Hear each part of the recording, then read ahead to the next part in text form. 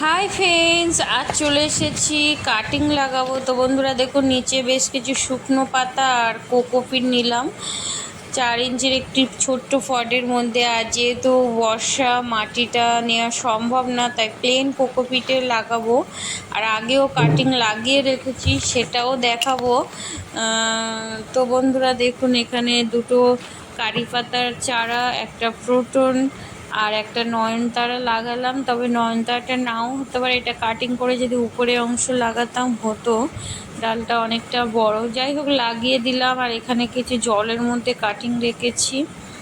বন্ধুরা, এইভাবে আমি উইন্ডোতে গ্রো করেছি। এই যে দেখুন, খুব ভালোভাবে প্রোটনের যে সরু পাতার ভ্যারাইটিসটা হয়ে গেছে। আর এটা আবার নতুন করে লাগালাম। তো বন্ধুরা, ভালো লাগলে প্লিজ প্লিজ সাপোর্ট করবেন, পাশে থাকবেন, যাতে আগামী দিনে আরও ভিডিও করতে পারি।